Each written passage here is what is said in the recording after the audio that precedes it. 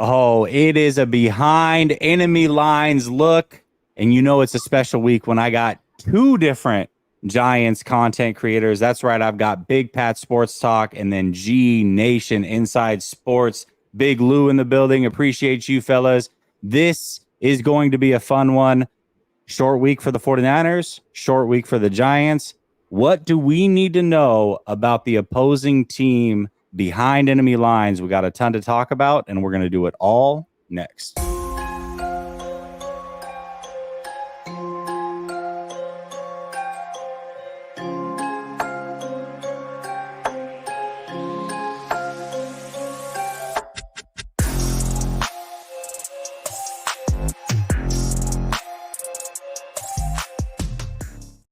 All right. Welcome back to Last Second Sports, where we are giving you our take down to the last second.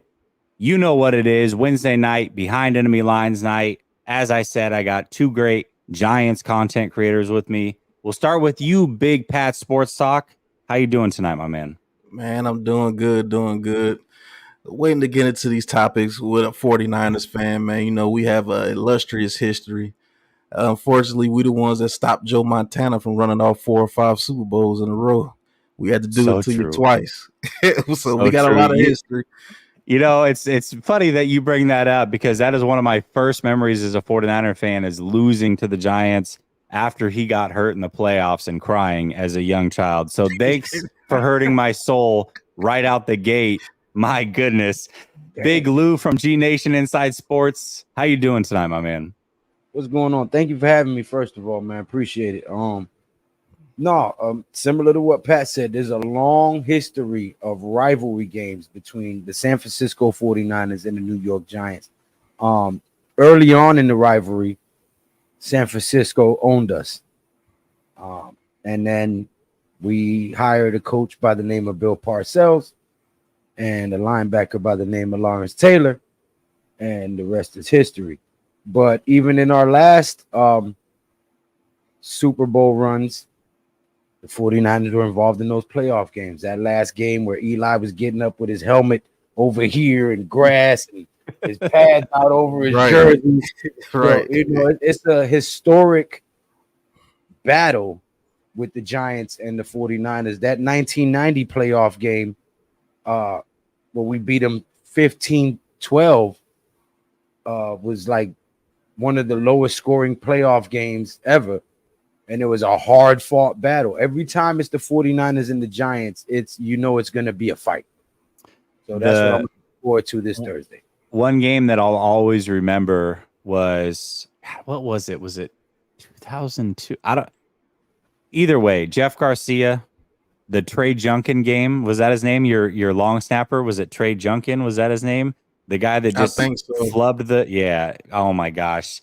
That was a crazy comeback. You guys were whooping the crap out of the 49ers, and then they came back behind T.O. and Garcia, and then your long snapper screwed that whole thing up. But yeah, man, some really, really good games between the 49ers and Giants. It's a rivalry that we don't get to see very often, but when they meet, it's usually a big-time game and usually a playoff game, oddly enough. This time, not so much, just a regular old Thursday night football game. But you guys as soldiers are coming in a little banged up, man, from what I understand. And we'll start with you, Big Pat Sports Talk. From what I understand, you guys have 4 starters out. You have Ojulari's out, a good pass rusher, young pass rusher for you. Can't seem to stay healthy. That's unfortunate. You've got your left tackle out. You've got one of your other offensive linemen out. And then, of course, big time Saquon Barkley, who's on my fantasy team, by the way. I was hoping he would play, but he's going to be out, it seems, for a few weeks.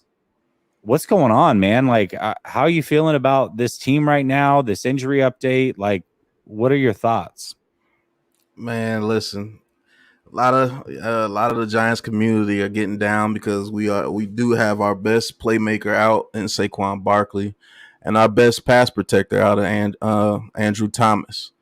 We're just gonna have to step up and be next man up. We're gonna have to find a way to protect the quarterback because if we allow Nick Bosa to do what he wants to do against us, this game is gonna be a very long night for the Giants. But I think we'll be okay, man. We're gonna have to use Matt Breida to our advantage with his straight line speed and we're gonna have to use Paris Campbell a little bit. But I'm gonna let Lou talk about the other injuries and Ben Bredesen and those guys as well. Ben Bredesen with his concussion, I think that was actually more of a blessing than a curse. No, I'm serious. I think Izudu actually shined at the tackle position. I think McKeithen stepped up and did very well.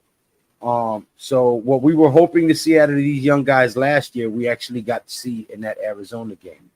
And being able to come back and get that win gives them some confidence. And we know that as an offensive line, that is the key component for them to start gelling is confidence first. So being able to pull out that second half historic victory should give them some confidence rolling into this short week and keep their mind off of the fact that they got injured players.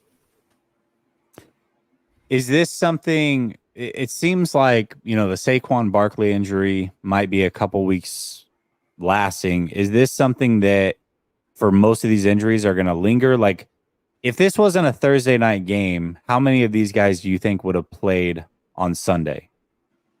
I think Andrew Thomas would have definitely played. Okay. Which is probably a big miss, your left tackle, right? So right. That's good. I mean, that's good for the future past this game. I mean, we'll see what happens in this game, what have you, but going forward for a team that definitely had some high expectations coming into this season, let's get into those real quick. And we'll start with you, Big Lou. Going into the season, first of all, the Giants had a hell of a season last year. I think they surprised a lot of people. I know there were some Giants fans early on that kind of predicted this. I don't know that many people outside of the Giants community thought that they would be a playoff team. Definitely some believers over there, and it happened. Brian Daboll, hell of a coach. Danny Dimes did his thing. The team put it together, maybe even a year earlier than expected, to be real with you. But now what that means is you get Danny Dimes paid. You got Saquon Barkley paid for the 1 year. I know there was the contract stuff back and forth. But overall, I got to imagine that expectations are high and that it should be a playoff team again, based off of your thoughts. Going into this season, Big Lou, did you expect playoffs? And do you still have the same expectations that you had going into the season? Or have you kind of pulled back a little bit on those with some of the early injuries and whatnot? No, if anybody here has seen my content before tonight's collaboration, I have a record prediction of 11-6. I even have T-shirts, merch for sale that says "Believe 11-6." I went through the schedule when the schedule was released and gave what games I thought we would win and what games would be a struggle for us. The 49er one was definitely one of the ones that was very questionable. Not doubting my team, but just acknowledging that the 49ers are one of the better built teams in the league right now. They're one of the ready to go now teams, Super Bowl caliber team, Super Bowl contention team. But if anybody has a history of knocking teams off their track when they're undefeated or look like they're the end all be all team, it's the Giants. So that's why I have a little bit of hope that we can pull it off. And with the injured players, that next man up mentality, sometimes guys tend to step up in major ways and do things that they don't normally do. So it's if they game plan right, I think they can win. As far as expectations for the season, I still think 11-6 is the minimum. I think we can do more, but again, it's contingent on if these guys pick up where they left off last year. And the first game did not look like we were picking up where we left off last definitely year. Not, yeah. Certainly the first 2 quarters of the Arizona game didn't look like we were picking up where we left off last year. But that last second half, they looked like what we saw last year. They had the in-game adjustment came out in the second half and did what they needed to do to win. You had Daniel Jones pulling yet another fourth quarter comeback victory, right?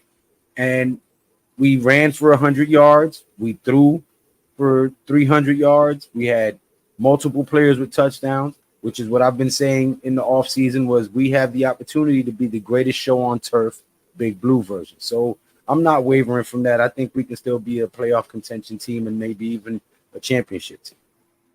All right. What's up with you, Big Pat Sports Talk? Are you as optimistic as your Giant family down there? Oh yeah, we definitely family part of the Big Blue Crew. 11-6 is the floor. I actually predicted us to go 13-4 this year before injuries and everything started happening. But hey, we play the 49ers this week coming up. I see a lot of laughter in the chat. They're delusional. Yeah. They was telling me I was delusional last year too when I told you that we was going to win a playoff game. And look what happened. So you can laugh all you want, but we've always played you guys well throughout our entire history. I think we actually got the upper hand. Hey, call me a homer. I will say this: as a kid, one of the guys that drew me to liking football, the two major guys that made me like football, was Joe Montana and Jerry Rice. Mm-hmm. You know, my family, I grew up a Giants fan, but as a kid, I didn't really watch. I just watched them cheer, you know.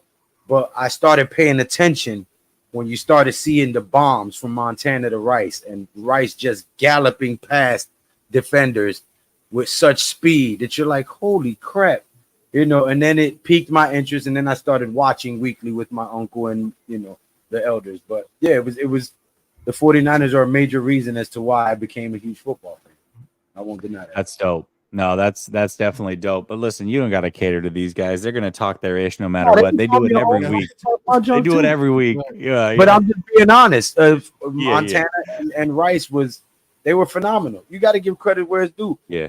Dan Marino was a phenomenal quarterback. It's a shame he never got a ring, but I enjoyed watching Marino play. He was completely different than everybody.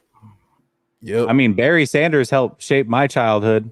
You know, he's a Lions running back, but how do you not love Barry? Yeah, he was that dude for sure.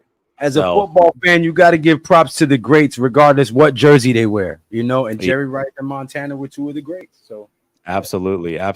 Speaking of greats, I might add a topic. We'll see how long this goes. I know that we're on a tight schedule, but I might add a topic that might get spicy at the end that doesn't have to do with this week's game, but has to do with the Giants, and I think it might be fun. But $2 Chuck, Brother Bob, he's my resident ish talker, so he's going to come in a lot tonight with these $2 super chats. He says we're starting the ownage against the Giants again. He's pulling his receipt. Then he says these brothers know they're getting spanked 44-6, and then he says Nail's trying not to laugh. Oh well, we'll laugh. So here we go. He's on tilt already, this guy. And then he says, G Nation Debo gonna do y'all like Rice did. All right. Well, here we go. Okay, Mr. Chuck, Brother Bob, when did you ever own the Giants? $2 Chuck, Brother Bob. Yo, that takes a lot of thinking to come up with that. But I'm still trying to figure out, when did you ever own the Giants? Because it looks like the Giants is the one that stopped you guys from having like 8 Super Bowl rings. We've the one that's been stopping you. So I don't know.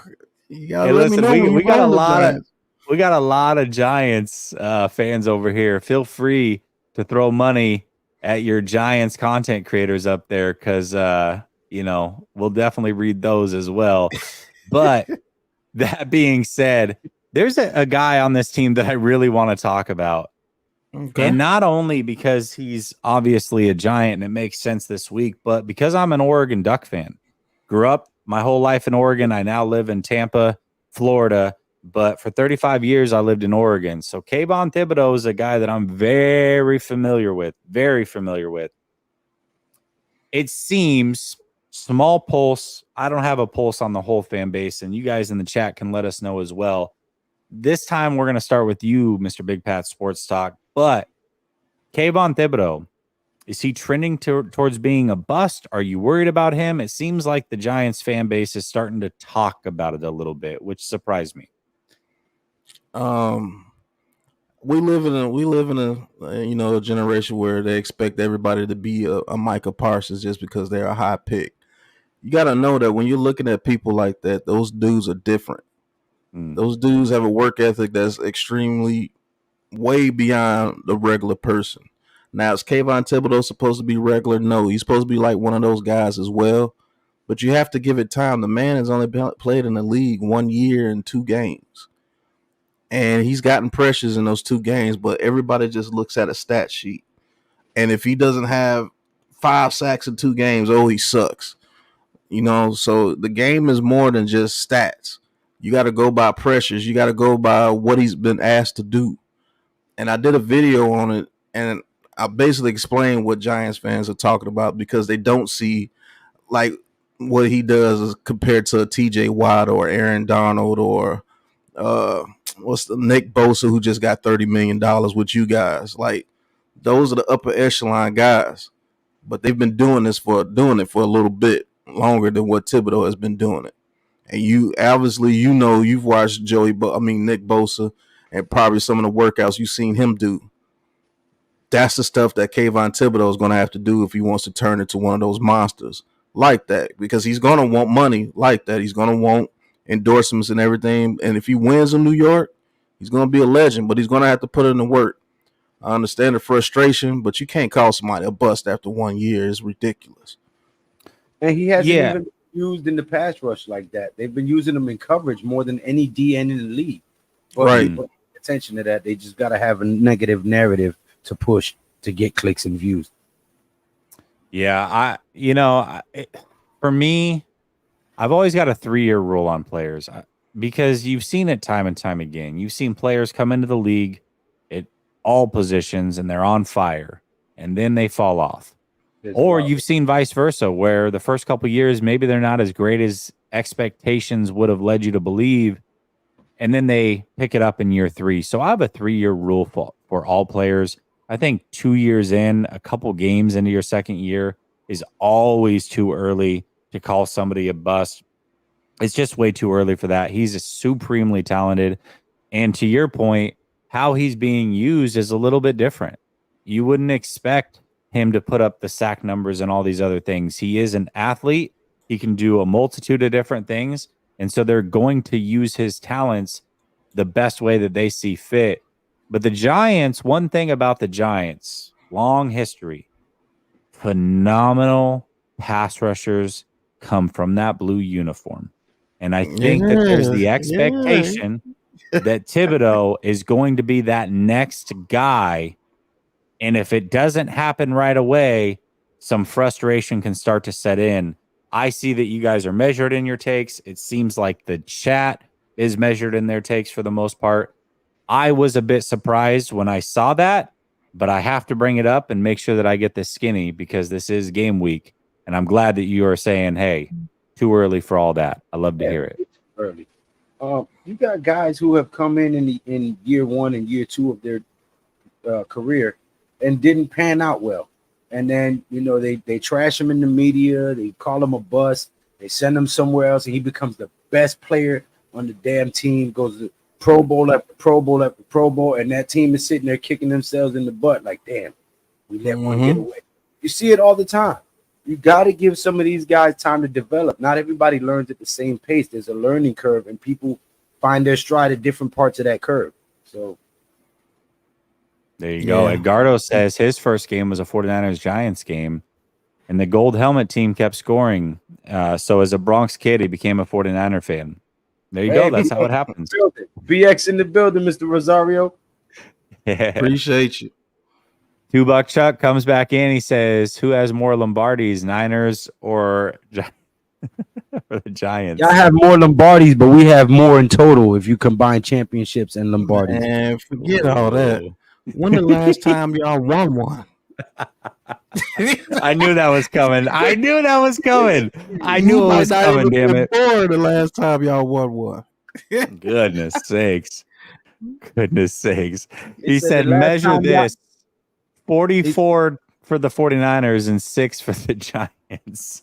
All right. I'll tell you what, if you want to watch highlights of your last Super Bowl victory, you have to break out the reel. And don't forget, sir, we're the only franchise that's won a Super Bowl the past 4 decades. We've won one in every decade. That is very, very true. That is very, very true. Well, the last time you guys won a Super Bowl was with one Eli Manning Yep. Danny Dimes looks like the long lost Manning brother, really. I think there's mixed feelings on Danny Dimes. I'm going to give you my opinion on Danny Dimes. I have a second channel. It's an all NFL channel. And a video I made before the season started was Danny Dimes might be the most underrated quarterback in the NFL. Now, what I didn't say was he's a top 10 quarterback. I don't think he's there yet. But I think when people look at Daniel Jones, they consider him a bottom 5 quarterback way too often. And if you watch him play, that's not the case. What's interesting to me is I put a poll out during the offseason on Twitter, had I think a little over 1,000 votes on it.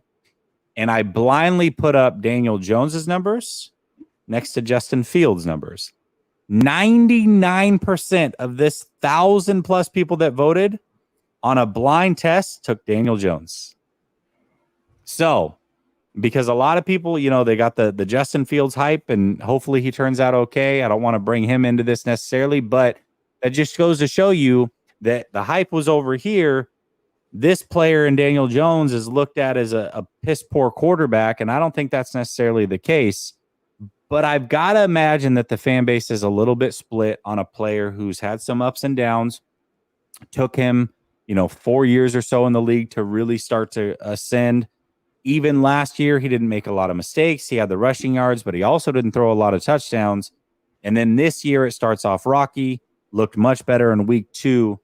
Big Lou, I'm going to start with you. What are your thoughts on Daniel Jones, and what are the things that you're spitting to the people that watch you when it comes to Daniel Jones? All the hate on Daniel Jones is fake news. Fake news, ladies and gentlemen. He's a great young man. He can throw the deep ball better than anybody. He's phenomenal. You should see him out there. It's fake news, guys. Fake news. No, I mean, he gets a lot of hate just because, and I gotta admit, even though I'm a Giants fan, Bronx native, our fan base is some of the most unbalanced people in the world. Like, you have Giants fans who will fight each other over their stance on a team member that they both love the team. Like, it's so half of our fan base is too toxic to have a normal conversation with. So you got to learn how to discern who's an actual fan that knows the game and who's just a weekend warrior and who just wants to jump in the conversation on the winning side. Mm. And that, once you figure that out and you start having conversations with the guys who know the sport, you'll see that the narrative is this guy is a decent quarterback. If you put some pieces around him and some good coaching, he can win you some games. And the logical fans see this and say this, but you got them weekend warriors or them guys who just want to get clicks and likes who come in and say something controversial because, like it or not, in modern day society, controversy is what sells and what gets clicks and views. But if you know football, you know that he came into a crappy situation, worst O-line in the league, probably the worst head coach in Joe Judge in the league, worst OC in Jason Garrett, and then you add to the fact that he had 3 coaches in 4 years, 3 offenses in 4 years, the slowest wide receiver core in the NFL last year, with a bunch of patchwork guys that they brought in from everywhere, Amazon drivers and practice squad receivers. And, the fact that he was able to go and win a playoff game with that hodgepodge of a team, he should get recognition for that in itself. Okay. What about you, Mr. Big Pat Sports Talk? What are you thinking about Danny Dimes? And sorry for the winded answers, but I like to be concise. No, I like it. Listen, I'm all for this, man. I got all the time in the world. I love these shows. I collaborate a lot with my own, the 49ers content creators, whatever. But during the season, this show has gained so much popularity. It did last year. People loved it. And I think that most fans really, life is busy. Most fans have time to really pay attention to their team, and they know their team inside and out. And for me, when you look at it like the ESPNs and all these other things, you can tune in and you can watch those guys, but just know that they don't know down to the T what these teams are all about. They don't have a real pulse on the fan base. And so having a content creator, and in this case, two of you here to talk the game with me and learn about your team and teach, my fan base about your team, and then vice versa. Hopefully I can do the same for the Giants fan base and teach you all about the 49ers. That's what it's all about. These collaborations are fantastic. I think a lot of people really dig them. The chat seems to be in on it tonight. Be as long-winded as you want, man. Do your thing. Well, when it comes to the whole DJ situation, I've actually taken more flack from my own fan base than other fan bases with DJ, because if you are a fan that really doesn't want to get to the nitty-gritty of your team and you just listen to ESPN and all those guys, you would think Daniel Jones is the worst quarterback to ever play the game. And the thing I can't stand is when you actually state facts, like he didn't have very good coaching. He didn't have consistency around him. He's never had a good offensive line. He just got weapons this year. They say that's excuses. And okay, if you think like that, okay, but keep the same energy for other quarterbacks. What's the excuse when Justin Herbert and them don't do good? And then they'll turn right around and tell me, well, the Chargers coach is terrible. Well, didn't I just tell you we had Joe Judge? And that was one of the main reasons why DJ wasn't putting up those type of stats. Like, I don't get it, man. It's like you gotta make your own opinion about the quarterback. So if you want to listen to ESPN and them, go ahead. You think that you're voting for the worst quarterback to ever play the game, and then when he starts winning, they'll switch. Then I guess your attitude is switch about him too. But it is what it is. I like it. Ryan G. Hensley Show, fellow 49er content creator. What's up, Ryan? How you doing? He says, just went to New York for the first time last year. Loved it. Great city. The New York Giants, on the other hand, stocked down. I like it. I like it. $2 Chuck comes back, says, G Nation, nice hat. You down to bet that hat? I'm not a gambling man, sir. I'll bet you some push-ups. Hey, there we go. Yeah, I don't gamble. I used to be a big dice roller. I used to be a big CeeLo player on the block. And, somebody told me in the middle of a dice game that I don't want to mess up your stream, but when Jesus was being nailed to the cross, they was rolling dice for his clothes at the foot of the cross while he was bleeding. And somebody told me that, and I didn't believe him. And I went and looked it up in the Bible, and sure enough, it was true. I stopped rolling dice and gambling that day. I was 17 years old was the last time I gambled. That's big. That's big. That's crazy. You know what? I also, my story is not as prominent as that, but I don't gamble on any of my teams because every time I do, they lose. The last time that I gambled on the 49ers was twice. I did it twice in the same season. It was the last time the 49ers went to the Super Bowl and played the Ravens. Both games, I bet a friend who was a Rams fan. And I believe they tied one game and lost one game. And the Rams were atrocious. The 49ers were a way better team. I'm like, how the hell is this going to happen? So ever since then, I stopped betting on the 49ers or any of my teams. I'm like, I can't do this. I'm bad luck. Not going to do it. So. But thank you for the compliment on the hat, though. You notice Super Bowl's on there, you know what I'm saying? Oh, all right. I like it. I like it. You know what it is. Let's be sure you see how many of them it is right there. Okay. All right. So you ain't talking about. We got one less than is over here in San Francisco. I see it. 4 is less than 5. I understand that. Yeah, I understand that. But ours are more recent. That's true. Yep. I can't argue that. All right, Big Pat Sports Talk.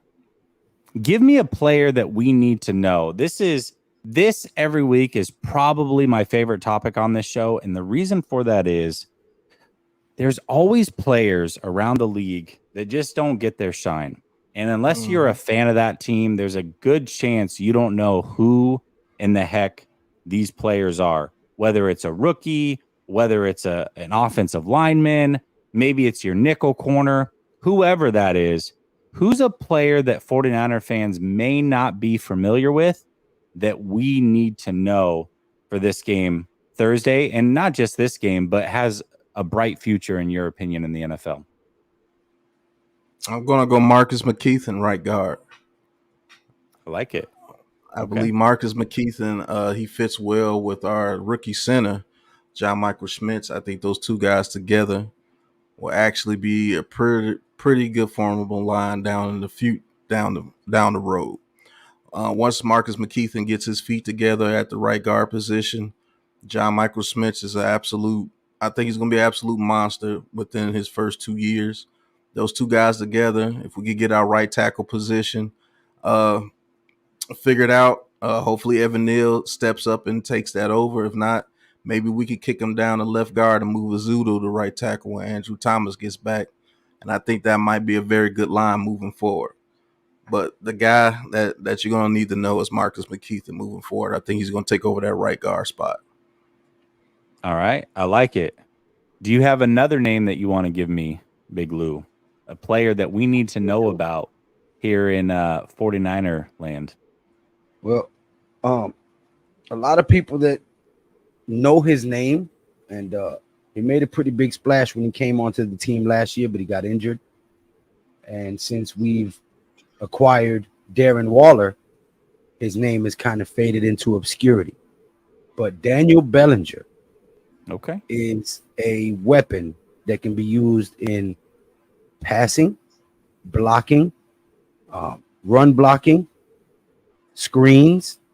He's a utility knife, and a lot of people aren't talking about him.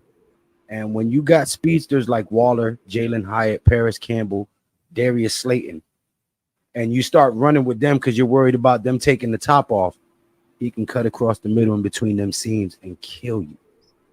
And he's not a little guy. He's hard to take down.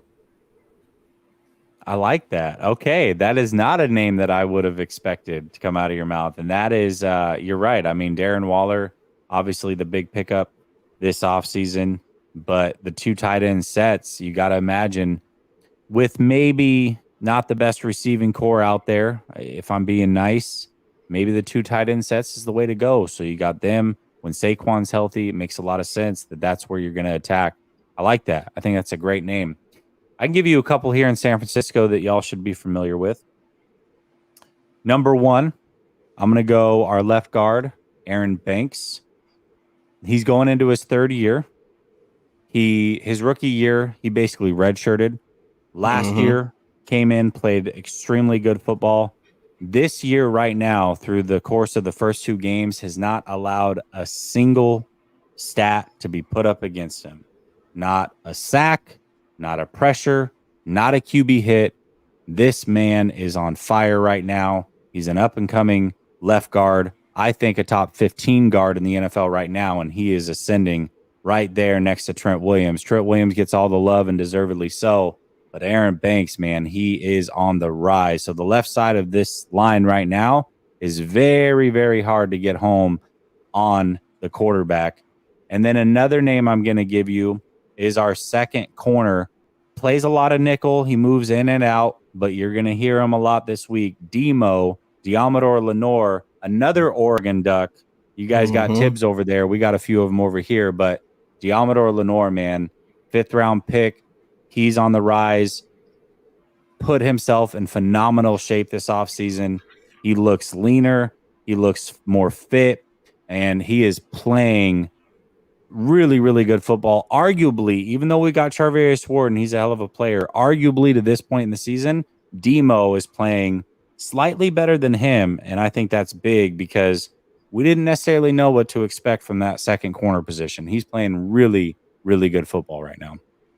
Yeah, he actually is. I think we still can attack you in the middle of the field. Go ahead, Lou. Okay, go ahead. If Joe Shane is listening at all, make that trade and get that guard from them. Okay, first off. And secondly, I wanted to throw another name in there that people forgot about because of his injury last year, who just came off of the PUP. He will be integrated back into the system at some point within the next few weeks, possibly this week with Barkley's absence, because he did have some snaps at running back in college. Wan'Dale Robinson. Yep. Yep. There you go. Yeah, but Lenore at DB, he can wreck a game plan. I think you guys are going to put him on whoever comes across the middle, whether it be Waller or somebody like Paris Campbell and everything. But I still think we could take advantage of you guys on those drag routes. For some reason, you guys do not like those drag routes across the middle of the field. You don't guard them. You put Fred Warner so far back that it's like you can take that. You can take the 6 to 7 yards. Let's see if you can keep doing it. And I think we have the offense to be able to do that if you allow us to. I And that think that's the big thing is you gotta and I love what you're saying because last week this kind of showed out and it was working fantastically. But in a game like that you have to be perfect. You can't have drops, you can't have any missed reads, nothing. It really forces the other team, and in this case the Giants, if that's the route that they're gonna take, you just have to be perfect on those, man. You have to stay perfect, and that's a hard game to play for a full 60. But I do agree there is a potential weakness there for sure. Yeah, I want Paris Campbell right there because if Puka could do what he did, Paris Campbell's going to be a whole lot worse. And you're going to have to come up sooner, and that's when Hyatt is going to come into play. That's when Waller's going to come into play. I wish y'all would put Fred Warner on Waller one-on-one. I don't think you're I'm going for to it. do it. I'm for that matchup. You putting I'm Fred for it. Warner on Waller? I'm for it. Oh yes. He Oh said, "I'm Go yes. look. for it." Oh I love man, to see it. Go I'm look. for it. Go look at some Raiders games and I'm for a it. couple of Raiders games when they played y'all, and then look at Fred Warner on Darren Waller, and then I think you might change your mind. I Fred think well, Warner is first of all, very good. here's one thing that you're not going to get is you're not going to get a lot of man coverage from the 49ers. So No, you're not. the odds of that just being a man-to-man type look, not going to be likely. But if there's anybody in the NFL that can run up the seam with Darren Waller stride for stride, it is definitely Fred Warner. We watched him do it stride for stride in the playoffs with CeeDee Lamb. And no disrespect to Waller, Waller's a hell of a tight end and an athletic tight end. But he is not more athletic than CeeDee Lamb, who's a wide receiver. And if he can But go step see, for step with him up the seam, I think he can do the same thing with but Waller. see, I have no doubt about it. That's an assignment that he did. He ran to a spot. He could do that with the best of them because he is that athletic. I'm talking about able to guard Waller when he's doing a double move or he's going to an out route or going to a corner route or such. And he has to line up in front of him. There's no way he's going to Yeah, be you're able to probably hang not with going him. to see that. The Niners aren't going to play man, and I would say if that's the look, and I'm expecting any linebacker, Fred Warner aside, anybody to line up and just play straight up man play in and play out. That's a matchup that the Giants and Waller I think would welcome. As good as Fred is, that's not his game. He's definitely going to be more getting to a spot and carrying guys deep. The 49ers trust him to do so. If a player can be carried deep, definitely it's going to be Fred Warner that can do it for sure. But no, I Yeah, mean, just straight man to man, 40, 50, 60 snaps. I don't think anybody in the league can take that task on. That's a tough task. Waller's really good. I will say this. The only thing that might save y'all is our offensive line, and it won't give us enough time to get those deep comeback routes off. Because I know for a fact they're gonna hit y'all right across the middle. Because everybody does that against you. You allow it to happen. Because, like you said, it's hard to play a perfect game like that. Any drop or any mishap or anything, you're coming off the field. But I just think our athleticism at the receiver position with Paris Campbell, Wandale Robinson when he comes back, Slayton and Hyatt. If we can start getting those routes and start making you come up to stop it because we're getting first downs, and then we attack you deep with Hyatt. Now saying what's Tufunga, what's his name? Hofunga. Yeah. Talanoa Tufunga. Hofunga. Yep. He's very good, but I don't think he can run with Hyatt at all. And if we get behind you one time and hit one of those, and now you got to start thinking, that's when those deep comeback routes start coming to play. That's when Slayton comes into play. Shoot off the line, come right back. I don't care if it's Ward or anybody out there. When you're worried about speed, you're going to lay off a little bit, and that starts to open up. And maybe it starts getting y'all out that zone. I don't know, man. It really should be a good game if our offensive line blocks. But that's the thing. If Nick Bosa has his way, we can't get into our plan, and that's gonna Yeah, suck. that's gonna be huge this week. Is that pressure from the front four? Nick Bosa. Now remember, Nick Bosa held out, and he didn't come in until the Wednesday before that first game. So being in football shape is not. He hasn't been there. His legs haven't been there the last couple of weeks. We'll see how it is this week. I would expect if there's a week that he's going to eat early on, it's going to be this week against a backup left tackle. But I do want to address this comment right here. Jesse Rivera says we better find a way to put pressure on overrated Purdy. Okay, let's talk about Brock Purdy for a second. I want to get your thoughts on Brock Purdy. But I don't know like how you can say that Brock Purdy's overrated. I can't see that. I think he's very properly rated right now. I think he's sitting anywhere between 12 and 17 or so in the league. I guess it depends on how you look at quarterbacks. But Brock Purdy's playing really, really good football. And one thing I will say about Brock Purdy, you can talk about his stature, you can talk about, the lack of arm strength and what have you, but that man has mental fortitude through the roof. He will not get rattled. He will not get confused, and he is not afraid to take chances. He's not afraid to let his nuts hang, basically, is what I'm saying. This man plays his ass off. I expect Brock Purdy to have a very good game. He had arguably, you can call it a bad game, arguably the worst game of his young career last week. Still, the offense put up 30 points. He's going to bounce back in a big way. I think Brock Purdy, anybody that's still saying that he's overrated, I think is in for a rude awakening. Brock Purdy's a lot better than what people want to give him credit for. And I'm starting to see that from some of these fan bases. What are your guys' thoughts on Brock Purdy? And I'm surprised, Jesse, coming from the Giants fan base that just tried to sell me on Danny Dimes being underrated, that you would throw the same shade back at young Brock Purdy, man. I'm a little disappointed in you. But that being said, we'll start with you this time, Big Lou. What are your thoughts on Brock Purdy? I actually agree with you. He's shown great poise. He hasn't been rattled. He makes good decisions. Now, true, can he make every throw on the field? Maybe not. But can he get stronger and develop a deeper pass? Yeah. Can he work on his accuracy? Yeah. Some of the same things that people try to knock Daniel Jones for, like you just said, I hear him getting some of the same shade. So I'm not going to sit here and say that he's not a good quarterback or he's overrated. I will say he's in a system that caters to his skill sets. His coaches are putting him in a position to use his strengths to their benefit, which is what a good coach does. But if I had to say what is the way that is more feasible for the Giants to beat the 49ers, is to take away Christian McCaffrey and force Brock Purdy to beat you. Simply because he's less experienced in the NFL. And if you can get him off his mark and possibly force some of his throws earlier than he'd like them to be, then you can potentially get some takeaways and have a momentum swing that can help you win the game. But no, I don't think he's overrated at all. I think he's a very qualified quarterback that gets a lot of hate, much like Daniel Jones.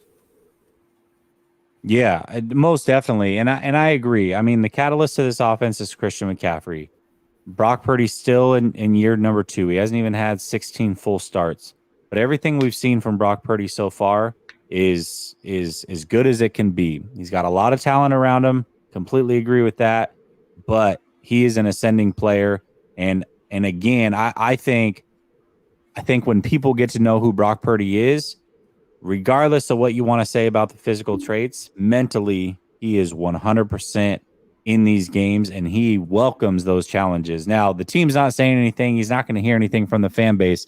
But we saw week 1 when he was challenged by one corner not to be named here from the Pittsburgh Steelers. They went at him play after play after play and cooked him all game long. That's who Brock Purdy is. So I love that you gave him some respect. Big Pat Sports Talk, what is your thoughts on Brock Purdy? I think Brock Purdy fits you guys perfectly. And I said that he was going to be a pretty good quarterback coming out of Iowa State. I actually watched him play at Iowa State. He was actually pretty good. His pocket presence is natural. He's a natural in pocket presence, so you don't have to worry about that. And you can't hate on Brock Purdy. He's undefeated in the regular season. He's undefeated. And the only time he got beat is when he got hurt. So, and I think he would have beat the Eagles down that game if he didn't get hurt. I promise you would have. That defense was playing crazy that game, and everything went away when they knew they offense wasn't going to be able to do anything because they had me at quarterback.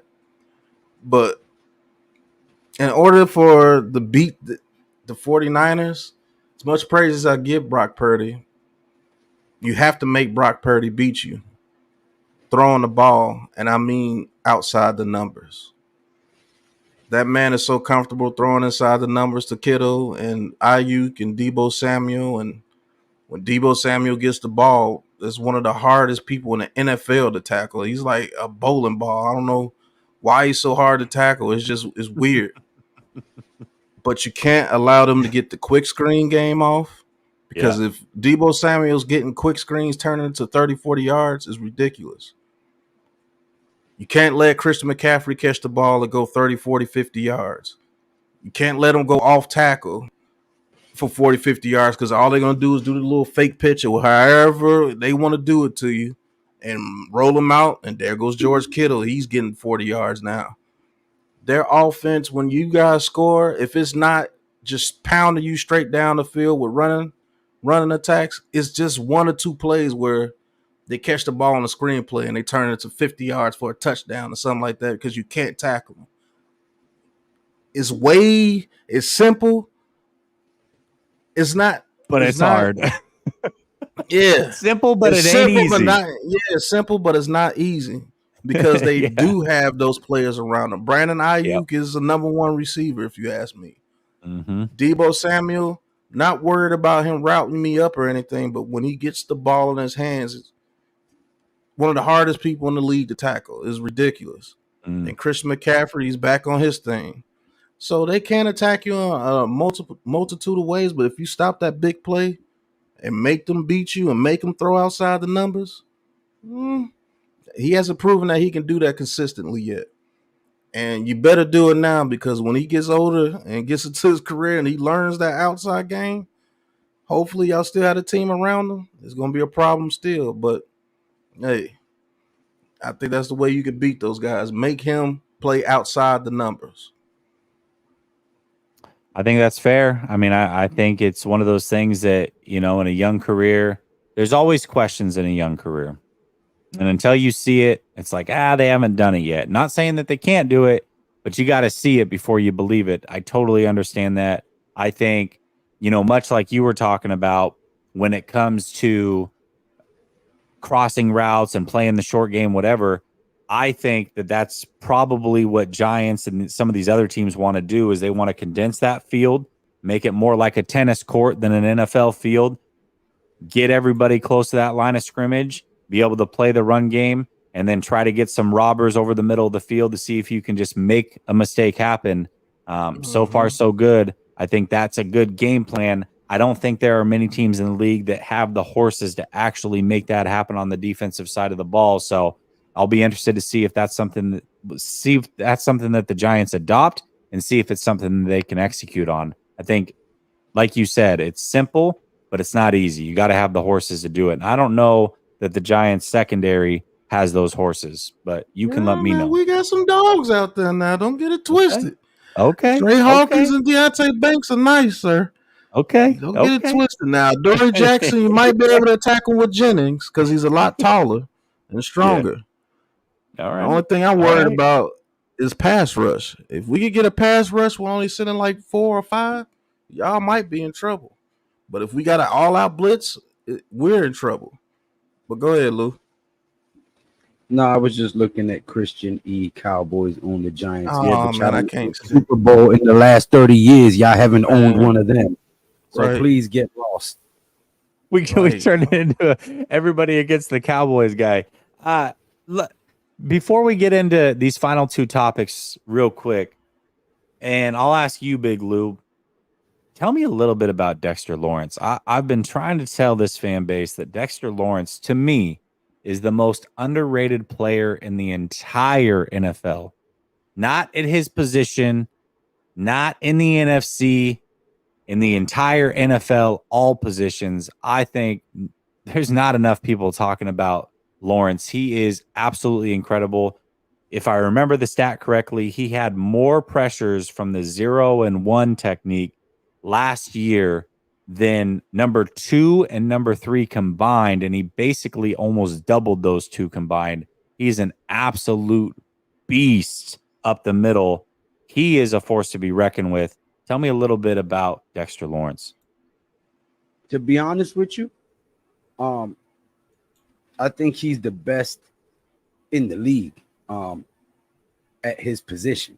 Mm-hmm. A lot of people won't say that. They'll say Aaron Donald, this, that, and the third. I think he is better. What hinders him is Leonard Williams' inconsistency next to him. Leonard Williams has half a good season, then he slows down, and then he picks it up a game here, a game there. But the best that you could have gotten out of Dexter Lawrence would have been if we'd have kept Dalvin Tomlinson next to him. Dalvin Tomlinson was consistent. He didn't up and down like Leonard Williams. He has to make up for Leonard Williams' lack of consistency sometimes, which hinders his consistency. If you had somebody next to him that was consistent, Dexter Lawrence would easily be leading in every stat line at his position. And that's my honest opinion of him. But the poor play on the side of him hinders his skill because he has to try to pick up the slack for him. He's a phenomenal player. I don't know that I could argue. Right at this stage in his career, Donald getting a little bit older. Chris Jones also very, very good, but you know he's also other side of 30. I don't know that I can argue that. I think that there's a case to be made, and a lot of people really, really sleep on Dexter Lawrence. He's phenomenal. Anything you want to add, Pap? Yeah, I mean, Lou hit it on point, man. The consistency around him. When you had Aaron Donald, he had consistency around him from the edge position. Imagine if our edge position was getting the pressure that they're supposed to, and with this big monster coming up the middle, you would have an absolute problem with just 4 people. And no, Quentin Williams is not better than Dexter Lawrence. No, I don't think it's close. No. I don't even think it's close. No. He's good. Quentin Williams is good. Very, very good. Yeah, definitely. I think we'll see what it looks like this week. And maybe I'll do just a quick little film review for everybody on the channel. But if you have not seen Dexter Lawrence play football in the last season or so, highly recommend watching him play. He is a different beast, man. First of all, I don't know how many people roll around in this world at 6'4", 340, but a man that are as agile as anything you've ever seen. I mean, this man is a different animal. And kind of to your guys' point, when you're like the one guy, much like the 49ers have done for years with Aaron Donald, they've been able to neutralize him. They've been able to stay away from him, play keep away. The 49ers are likely going to be able to do that, and I'm sure that they're going to, just coming off the Rams game where it was Aaron Donald and a bunch of youngsters, they've got a similar game plan. It's a short week. Usually don't get a full game plan anyways. I think they're going to be able to deploy a lot of the same things that they did last week and maybe neutralize Lawrence. But that's not because Lawrence isn't great. It's just because the 49ers have a lot of weapons and can get that quick pass game going to where they can kind of take him out of the game a little bit. But he is so good, man. He is so freaking good. I had to bring him up this show. It'd be a crime if I didn't, I feel like. Ken, real quick. Yeah. I'm going to say this, not because I'm on your show, but because I honestly feel I don't see you guys losing too many games this year. No. Like when I look at your schedule and I look at how your team is built, like you're easily one of the top picks to make it to the Super Bowl this year. Mm-hmm. Right? But every year, the Giants go into a game where everybody is expecting us to get blown out. Mm. And every year, we tend to take that game and shock everybody. And then we have a game where we're supposed to beat them easily and we'll lose to them. Every year, for some reason, we'll take one of the better teams and shock everybody and beat them. And then take a team that was supposed to get duck walked by us and we'll lose. And my pick for that game this year is the 49ers game. I think that we're a 10-point underdog already. Everybody's saying we don't got a chance. Oh, especially without Barkley. Oh, with Christian McCaffrey over there and that defense and this and that. The Giants don't stand a chance. And I just think that this is the week that we put up one of them stat lines. But in saying that, I don't think you guys lose many more games after tomorrow. Notice the jab there. Y'all losing. Yeah. No, that was good. I like how you said after tomorrow. It's interesting because going into the season, and I asked your guys' expectations on the Giants, and I really at the time should have taken the opportunity to give mine as well. But I went through the schedule and I had the 49ers at 13-4. I then said, well, I'll give them 12-5 because there's always a game that you don't expect to lose that you do. It's just the way that it works, right? So I said, to be fair, I think it's a 12-5 team. The 49ers haven't done anything that I haven't expected from them to this point in the year. But that being said, it is clear that the 49ers are on a whole different mission. They know that this window is getting tighter. Oh, yeah. They know that they've got a quarterback. Yeah, what was that? I said, oh, yeah, because they won't be able to keep everybody monetarily. You have to pay them guys at some point. Yeah, and honestly, it's really actually, Big Lou, it's not even that. It's that a lot of these guys that you're paying monetarily are getting older anyways. And so they're gonna the contracts are gonna fade. The Trent Williams is gonna retire. Like, you got maybe this year and next year to have the whole crew together. Now, you can always replenish through the draft and what have you, and we'll see how that goes. But they've got a quarterback that Kyle Shanahan fully trusts. That's a great position to be in. You got CMC, who's 27 years old. We know running backs, when they get to that age, that's the downhill age. Well, right now he's still playing his best football, but how many more years are you going to get that out of a running back? So you can see how the urgency is there for the 49ers. They've been knocking at the door for so many years. And unlike some of those past years where they start out 3-4, they start out 3-5, this year, it seems like they've taken every game seriously. And one thing they talked about going into the season is they're looking to get that number one seed. They know that is a little bit of an older team in some of their key spots. They know how crucial that bye week is, and there's only one team that gets it. I believe that the San Francisco 49ers are on a mission to get that bye week going into the playoffs, and that's why they're playing with this urgency right out the gate. I love to see it as a 49er fan. I hope that they can keep it up, but I agree with you. There's not many losses on this schedule, and there are some good teams. Don't get me wrong. We play Dallas. We play Seattle twice. We play the Rams one more time, and I think they're, division games are always tough regardless. We've got the Ravens. We've got Philly. So there's some tough games. The Bengals, I know that they've started out 0-2. Sorry, Randall. Go ahead. Yeah, there you go. But the Bengals, anytime that Joe Burrow's cooking, if he's healthy, they're always going to be a formidable foe. The Browns are pretty decent. So there's some tough games, but I think that the 49ers can really outclass most teams in the NFL.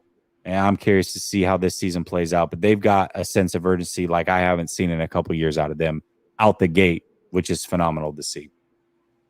Yeah, I think you guys are going to be pretty dominant this year.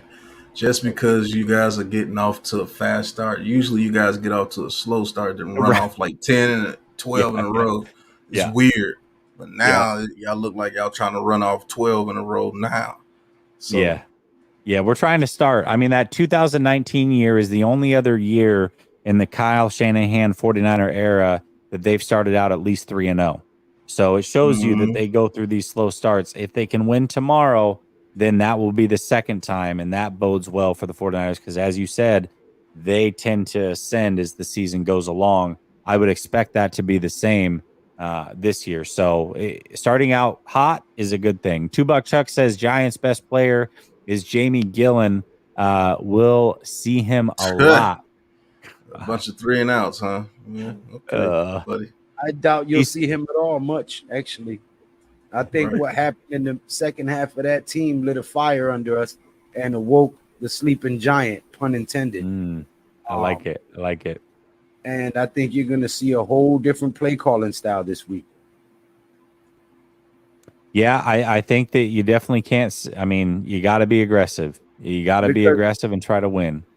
Jalen Hyatt proved early that he is dependable, even though he's a rookie. Them 2 deep passes that they went to him, he went up and high pointed it and bodied the other guy out like a pro and grabbed that ball at his highest point so that nobody can get it but him. And that other deep bomb, he just went and showed you, I'm going to flat out outrun you. And when you have a rookie that has that much confidence and you start building the chemistry with your quarterback, you have to account for that. And I guarantee you, amongst the 32 teams, 31 other teams that were paying attention, the 49ers were paying attention because you have us next. And yeah, Barkley might not be there, but we still got a pretty decent 1-2 punch with Gray and Breida. Breida's a fast running back. Oh, we know. You got to remember, he was a 49er, my man. He was a 49er. We know how fast he is. And he knows what Shanahan likes, and he knows what the 49ers like. So, there's some advantages there that we can expose if these guys are thinking along the right lines. Yeah, right. I remember when y'all had Breida and Mostert on the same team. Oh gosh, it was a track meet every single week, my man. Yeah, remember that. They helped the heck out of old boy. He wouldn't. Their record wouldn't have been as good without them. No, those guys phenomenal. I loved watching them play. $2 Chuck comes back, says, "I need to get high like these Giants fans." Funny. Told you he's my resident ish talker. Toby Rivera comes in and says, "My favorite show of the week every week. Good luck to the Giants tomorrow night." See, there we go. All right. Appreciate it. Play nice. All right. All right, y'all. We're here. I think I know where you're leaning, Big Lou, but I'm going to get the official prediction. You got to tell me how this game goes down tomorrow. What's the official score prediction? Well, initially, I was thinking it was going to be a low-scoring defensive battle. But honestly, I'm thinking more along the lines of that Drew Brees, Eli Manning matchup down in New Orleans a few years back. We lost by 1 touchdown, but it was a shootout. Literally, the Giants and the Saints went up and down the field, touchdown for touchdown. We lost 49-42, I believe the score was, if I'm not mistaken. I think it's going to be a similar type game between us tomorrow. I think it's going to be one of the better games of the year to watch, regardless of what team you cheer for. It's going to be a lot of highlights, a lot of moments. But I think we can pull it off by the skin of our teeth, maybe a field goal win, something like 38-35. Somewhere along those lines, yeah. All right. My man Pat, what are you thinking? I'm thinking something around 24-20. I think we're down 20-17 in the fourth quarter, and Daniel Jones pulls us through with a touchdown, 24-20, and we get the hell out of 49erville with a victory. It might come back to the East Coast before we had to go right back to the West Coast with Seattle. And the reason why is I just think this is going to be not a high scoring game. If it's going to be a high scoring game, it's probably going to be like a 49ers blowout if it's a high scoring game. I'm just going to be honest with you. I think it's going to be towards a low scoring game, especially if we come out for y'all first 2 drives and show y'all that we ready to play and don't let you drive it straight down the field and show that we ready to play. I think it might be like a 24-20 game, and it's going to be a defensive battle. To about the third quarter, both teams come out with some adjustments. You might get a couple of touchdowns in the third quarter, but I think we pull it out in the fourth quarter, and that's my prediction, 24-20. Ooh. Man. All right. Don't forget, Daniel Jones is a fourth quarter comeback specialist, so that's when he comes alive. Well, listen, you already know how I feel about Daniel Jones. I told you that I think he's arguably the most underrated quarterback in the league. You know, I have respect for a lot of those players, but I think at some point talent becomes too much. And you guys have, I think you guys are a talented team for sure, but there's some big talent that's out of this game. Brandon Ayuk may not play as well, but that's still, I mean, it's too much. It is just, I think it's too much to overcome. The Giants have already sat on the West Coast for a whole week. I think getting your horses back, hopefully, we're going to need you guys to beat Seattle for us. So, you know, stay strong over there. Make sure you guys beat the Seahawks the following week. But I will make my guys in the chat mad often, because there are times that I pick against the 49ers and they're like, Jesse, what? Are you kidding me? Like, not in front of these guys. You can't pick against your team. But I'm always real. I just don't see it for y'all this week. And I don't see it being particularly close. It's just how I feel. This is my feeling on the game. Here's what I think's going to happen. I think it's going to look good early. You for giving your opinion. No, for sure. For sure. But I actually think it's going to look good early. And what I mean by that is I think the first drive the Giants have, they're going to put up points. I think they're going to put up a field goal. And it's going to be like, all right, we're feeling good about ourselves. You know, maybe even the 49ers only score 3 their first drive. It starts out real quick, 3-3. You guys score your first drive, you're feeling good. And I think that's where it ends for you. I think that they score another touchdown later. Hold on. I think they score a touchdown later, right? But it's going to be 4, 5, 6 drives in between that happening again. I'm going 31-10 49ers tomorrow night on Thursday. Give me, man. Well, I tell you, get no respect from anybody. Right. You get no respect. That could happen. I don't think it will. I think that Dallas loss is behind them now. I don't think they're gonna go out there and get spanked like that again. Not this time. If you do beat us, I think it's gonna be a close game. But I think we beat you in a close game. Ooh. If it's a close game, I think we beat you because you're so surprised. And you're like, what? Why the hell are these guys playing with us? And if Brandon Ayuk doesn't play, oh, that's more in our favor than you think. Because Brandon Ayuk is that dude that gets those passes across the middle of the field and turns it into things. Like, he keeps you guys going. And if we can focus on Deebo Samuel, and yes, I know you have Jennings and you have McLeod, who's a return specialist, but if he gets the ball in his hands, he's something dangerous too.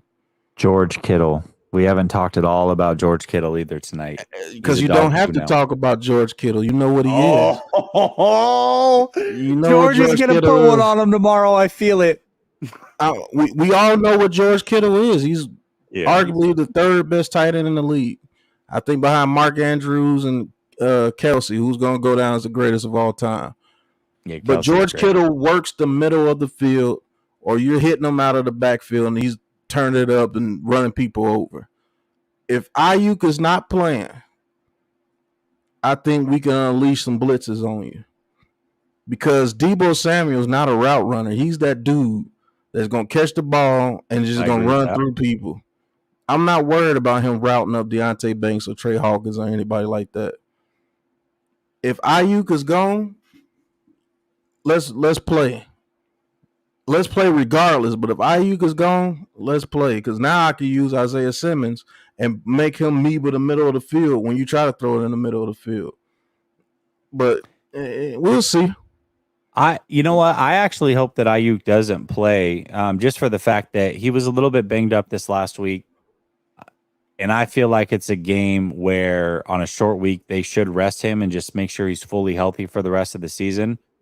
So I actually hope that they do give him that rest, and we'll see. We'll see if things can get interesting. But I just, home opener, man, West Coast game for y'all, short week, bunch of injuries. I have respect for the Giants. I do. I think y'all can be fine. I think you guys still might make the playoffs, but I just don't think this is the week for y'all. I really, really don't. But we'll see. We'll see. And here's what I want to say, and I always say this every week. If you are in the Last Second Sports chat, here, let me bring this up and let me put it back down. You are in the Last Second Sports chat. Big Pat Sports Talk, G Nation Inside Sports. Go subscribe to their channels. And even if it means that you just want to run your mouth after the game, if the 49ers win, I'm sure that they will take the extra views. Show them some love. They just gave us over an hour. Make sure you go over to their channel and see what they're rapping about after the game as well. Give these guys some love and then stay subscribed, because ultimately the 49ers and Giants, whether it's this year again or in the future, they're going to play. And when they do, maybe they're my guests again on Behind Enemy Lines, but you always want to keep a read on the opponent. So make sure that you stay tapped in with them always. So go show these guys some love. I appreciate the hell out of you guys being here. Couple super chats on the way out. We got $2 Chuck coming back in. He says, Giants fans, sativa or indica? What tree y'all smoking? We smoking that 49ers pack. That's what we smoking. And then Anthony comes in and says, here's $2, man. I appreciate you. Listen, I gotta say this. The Giants side of the chat was jumping tonight. Out of the 3 games that we've done this so far this year, the Giants chat more so than the Steelers or the Rams was jumping tough tonight. So you guys represented very, very well in the chat. Obviously, I know the 49ers represented well, but I'm seeing a lot of the little links telling me that the Giants fans are tapping in over there. They are definitely feeling the content you guys provide. They are definitely loving their Giants. I appreciate y'all. And good luck to the G-Men tomorrow. We'll see how it goes down. Thank you guys so much for joining me. Appreciate y'all in the chat. Much love. Thank you for having us, man. Peace. And like the host said, if you feel like coming on and talking your junk after the game, win or lose, it don't matter. We read every chat, not just the super chat. We value every opinion and we answer every comment because we love football. You know, we just got monetized. We've been doing this for the longest without being monetized because we love football. We don't mind having debates with other teams, other fans,